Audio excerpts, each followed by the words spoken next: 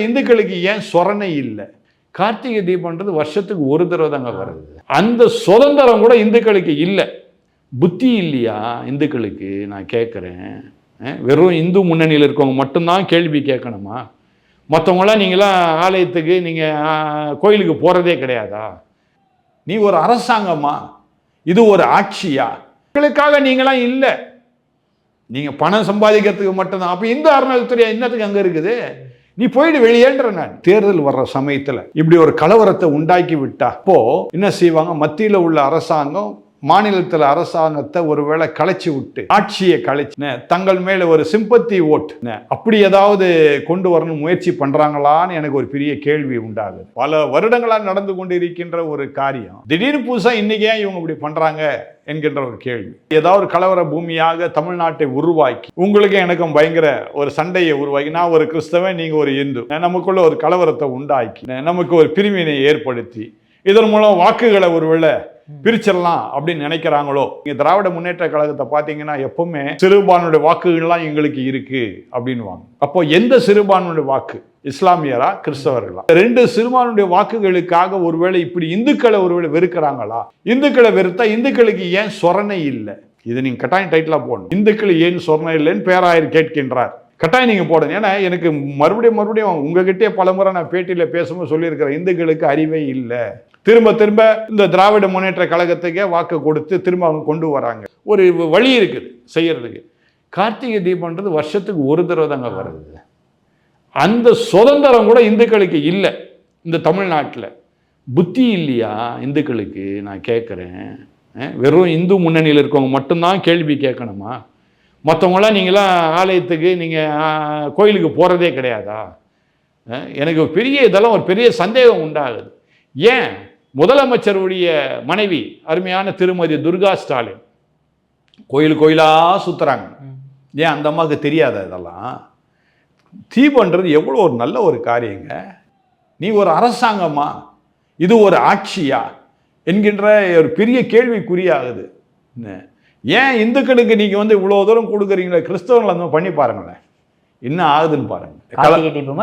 கார்த்திகை தீபமா கலவர தீபமா? நல்ல கேள்வி. அவர் இப்ப இந்த கலவரத்தை ஏற்படுத்தது யாரு?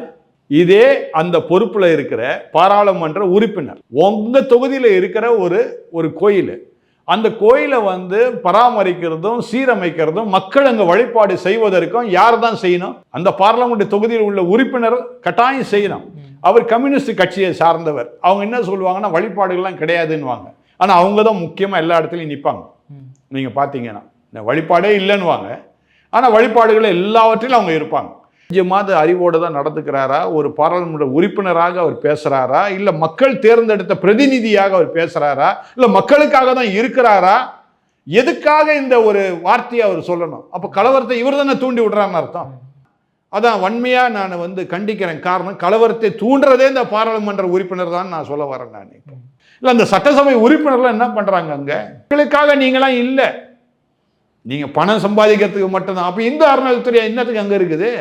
நீ போயிடு வெளியேன்ற. நான் இந்து அறநிலையத்துறை அங்க என்னங்க வேலை? அப்போ மக்களுக்காக தான் இந்து அறநிலையத்துறை, மக்களுக்காக தான் பராமரிக்கிறது, கோயிலை பராமரிக்கிறோம் எல்லாம் பண்றோம் நீங்க சொல்றீங்க. என்ன கலவரம் வந்துச்சு? போன வருஷம் கலவரம் வந்துச்சா? தீபத்துணி ஏற்றும் போது அது முந்தின வருஷம் வந்துச்சா? அது முந்தின வருஷம் வந்துச்சா? இப்போ புதுசா திடீர்னு எங்கேருந்து வரும்? இப்போ நீங்க சொன்னாதான் வரும். நீங்களா கலவரத்தை தூண்டி விடுறீங்க. என்ன இப்போ நம்மெல்லாம் மனிதர்களாக வாழ்ந்துட்டு இருக்கிறோம். இஸ்லாமியர்கள் கிடையாது, கிறிஸ்தவர்கள் கிடையாது, இந்துக்கள் கிடையாதுன்னு சொல்லி மனிதர்களாக வாழ்ந்துட்டு இருக்கிறோம் இந்த தேசத்துல. திரும்ப நான் அதான் சொல்றேன்.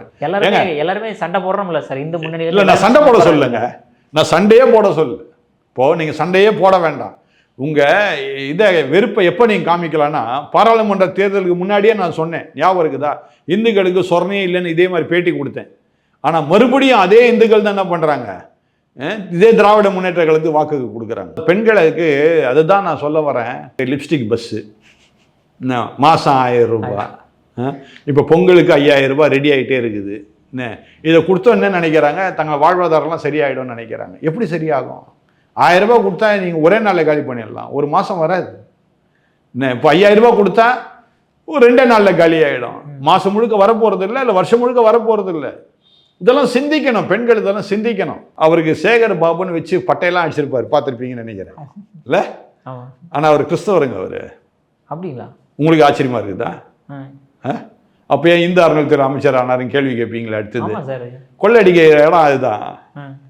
இந்துக்கள் கோயிலை ஈஸியாக கொள்ளடிக்கலாம், விளங்குதா? அதுக்காக அதில் அவர் அமைச்சராக இருக்கிறார். கிறிஸ்தவ கோயிலில் அவர் கொள்ளடிக்க முடியாது, புரியுதுங்களா? அதனால தான் கிறிஸ்தவராக இருக்கிற அவர் மனதளவில் அவர் கிறிஸ்தவர், வெளி அளவில் அவர் என்னது இந்து. அவர் தானே முதலமைச்சருடைய மனைவியை எல்லாத்துக்கும் அழைச்சிட்டு போகிறாரு, எல்லா கோயிலுக்கும் எல்லாம் செய்வாருங்க. எதுக்கு அதெல்லாம் செய்கிறாரு? கொள்ளை அடிக்கிறாரா இல்லையா? இந்து கோயிலில் கொள்ளை அடிக்கிறாரு இல்லையா? அறநிலைத்துறைன்னு ஒன்று வச்சுக்கிட்டு அதுலேருந்து கொள்ளை அடிக்கிறாங்களா இல்லையா? நல்லா கொள்ளை அடிக்கிறாங்க. அப்போது நான் என்ன பண்ணோம், அந்த வேஷத்தை தான் நான் போட்டோம். அப்போ தான் நீங்கள் கோயிலோட விடுவீங்க. நட வரைக்கும் உள்ளே போகணுன்னா எப்படி விடுவீங்க? நான் மாலைகளும் போட்டு உதராட்ச மாலைலாம் போட்டு பட்டை அடிச்சுட்டேன். நீங்கள் என்ன நினைப்பீங்க, இவர் நம்ம இந்து சாமியார் போல் இருக்குது, வாங்கய்யா வாங்கன்னு உள்ளே கூட்டு போயிடுவீங்க. இப்போ இந்த மாதிரி போனால் என்ன உள்ளே சேர்க்க மாட்டீங்க நீங்கள், புரியுதுங்களா? அதுக்காக ஒரு வேஷம் தரித்து கொண்டு இருக்கின்ற அருமையான சேகர் பாபு. அருமையான மேயர் கூட கிறிஸ்தவங்க தான். ஆனால் கிறிஸ்தவங்கன்னு சொல்லிட்டா மேயர் பதவியே போயிடும். ஏளனமாக கேட்டாங்க, உங்கள் கோயில் உள்ள போகிறதுக்கு எல்லாரும் இலவசமாக உள்ளே விட்டுறீங்க, ஆனால் எங்கள் கோயிலில் போகணுன்னா 500 ரூபாய் கட்டணும், அப்போ தான் தரிசனமே கிடைக்கும். உண்மையாது பார்த்தீங்களா? ஏங்க உங்களுக்கெல்லாம் அசிங்கமாக இல்லையா? இந்துக்களுக்கெல்லாம் என் சர்ச்சுக்கு வாங்க, உங்களை ஃப்ரீயாக உள்ளே விட்றேன் நான். ஏன் உங்கள் கோயிலில் போகிறதுக்கு 500 ரூபா வாங்குறீங்க? ஏங்க சாமி தரிசனம் பண்ணுறது எதுக்குங்க?